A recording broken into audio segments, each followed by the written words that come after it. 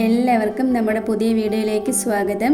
ഇന്നത്തെ നമ്മുടെ റെസിപ്പി എന്ന് പറയുന്നത് തട്ടുകടയിലൊക്കെ കിട്ടുന്ന ഗ്രീൻ പീസ് മുട്ട മസാലയാണ്.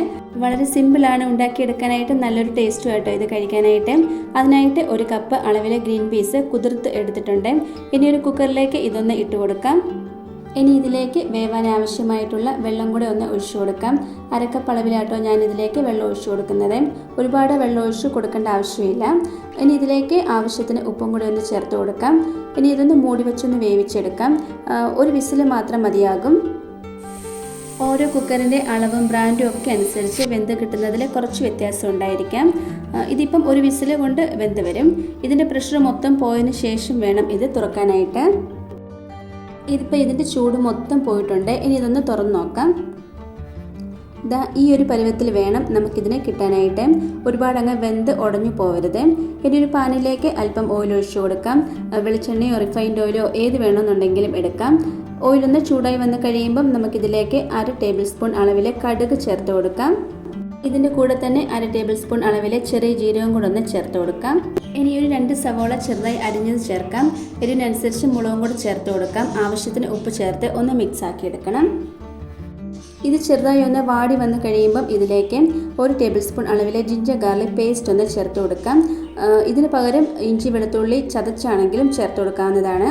ഇനി ഇത് ഒന്നുകൂടെ ഒന്ന് മിക്സ് ആക്കി എടുക്കണം. ഇനി ഇത് നന്നായിട്ടൊന്ന് വാടി വന്ന് കഴിയുമ്പം ഇതിലേക്ക് ഒരു ചെറിയ തക്കാളി അരിഞ്ഞതും കൂടെ ചേർത്ത് കൊടുക്കാം. തക്കാളി അരിഞ്ഞ് ചേർത്ത് കൊടുത്ത് ഒന്ന് മിക്സ് ആക്കി എടുത്താൽ മാത്രം മതി. ഇനി ഇതിലേക്ക് 2 മുട്ട ചേർത്ത് കൊടുക്കാം. നിങ്ങൾ ഉണ്ടാക്കുന്ന സമയത്ത് ഗ്രീൻ പീസ് എടുക്കുന്ന അനുസരിച്ച് വേണം ഇതിലേക്ക് മുട്ട ചേർത്ത് കൊടുക്കാനായിട്ട്. ഇനി ഇത് നന്നായിട്ടൊന്ന് മിക്സ് ആക്കി കൊടുത്തതിന് ശേഷം ഇതൊന്ന് ഡ്രൈ ആക്കി എടുക്കാം. ഇനി ഇതിലേക്ക് പൊടികളൊക്കെ ഒന്ന് ചേർത്ത് കൊടുക്കാം. 2 ടേബിൾ സ്പൂൺ ചിക്കൻ മസാല, അതേ അളവിൽ തന്നെ ഗരം മസാല, മുളക് പൊടി, 1 ടേബിൾ സ്പൂൺ കുരുമുളക് പൊടി, 1 ടേബിൾ സ്പൂൺ അളവിൽ തന്നെ മഞ്ഞൾപ്പൊടിയും കൂടെ ഒന്ന് ചേർത്ത് കൊടുത്ത് നന്നായിട്ട് ഇതൊന്ന് മിക്സ് ആക്കി എടുക്കണം. ഇതിൻ്റെയൊക്കെ ഒരു പച്ചമണം മാറി കിട്ടുന്നത് വരെ ഇതുപോലെ ഒന്ന് മിക്സ് ആക്കി കൊടുത്തുകൊണ്ടിരിക്കണം. ഇനി നമ്മൾ വേവിച്ച് വെച്ചിട്ടുള്ള ആ ഒരു ഗ്രീൻ പീസ് വെള്ളത്തോടു കൂടി തന്നെ ഇതിലേക്ക് ഇട്ട് കൊടുക്കാം. ഇനി ഇത് നന്നായിട്ടൊന്ന് മിക്സ് ആക്കി കൊടുക്കണം. ഇതിൻ്റെ ആ ഒരു വെള്ളം നന്നായിട്ട് തന്നെ വറ്റിച്ചെടുക്കണം. നമ്മൾ ചേർത്ത് കൊടുത്തിട്ടുള്ള ആ ഒരു ഗ്രീൻ പീസിൻ്റെ ഉള്ളിലെ വെള്ളമൊക്കെ വറ്റി നന്നായിട്ട് ഡ്രൈ ആയി തന്നെ കിട്ടിയിട്ടുണ്ട്. മല്ലിയിലയുടെ ടേസ്റ്റൊക്കെ ഇഷ്ടമുണ്ടെങ്കിൽ ഇതിലേക്ക് ചേർത്ത് കൊടുക്കാവുന്നതാണ്. അല്പം കറിവേപ്പിലയും കൂടെ ചേർത്ത് കൊടുത്ത് ഒന്നുകൂടെ ഒന്ന് മിക്സ് ആക്കി എടുക്കണം. കുറച്ചും കൂടെ ഒക്കെ ഒരു ടേസ്റ്റ് കിട്ടാൻ വേണ്ടിയിട്ട് കുറച്ച് വെളിച്ചെണ്ണയും കൂടി ഇതിലേക്ക് ചേർത്ത് കൊടുക്കാം. വേണമെങ്കിൽ ഇതിലേക്ക് കൊച്ചുള്ളി ചതച്ചതും കൂടെ ചേർത്ത് കൊടുക്കാം. എന്നിട്ടൊന്ന് മൂടി വെച്ചൊരു 10 മിനിറ്റിന് ശേഷം നമുക്കിത് ഉപയോഗിക്കാവുന്നതാണ്. ഇത്രയേ ഉള്ളൂ. നമ്മുടെ തട്ടുകട സ്റ്റൈലിലുള്ള ഗ്രീൻ പീസ് മുട്ട മസാല ഇവിടെ റെഡി ആയി കിട്ടിയിട്ടുണ്ട്. വളരെ സിമ്പിളായിട്ട് ഉണ്ടാക്കിയെടുക്കാൻ പറ്റുന്ന നല്ല കിടിലൊരു റെസിപ്പി ആട്ടോ ഇത്. ഇത് നമുക്ക് ചോറ്, ചപ്പാത്തി എന്നിവയോടെ കഴിക്കാൻ സൂപ്പർ ആട്ടോ.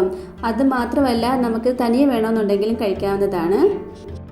എല്ലാവരും ഇതുപോലെ ഒന്ന് ഉണ്ടാക്കി നോക്കണേ. ഇന്നത്തെ നമ്മുടെ ഈ ഒരു റെസിപ്പി എല്ലാവർക്കും ഇഷ്ടമായി കാണുമെന്ന് വിചാരിക്കുന്നു. ഇഷ്ടമായിട്ടുണ്ടെങ്കിൽ ലൈക്കും കമൻറ്റും സബ്സ്ക്രൈബും ഒന്നും ചെയ്യാൻ മറന്നു പോരുതേ. അടുത്തൊരു വീഡിയോയിൽ കാണാം. Thank you.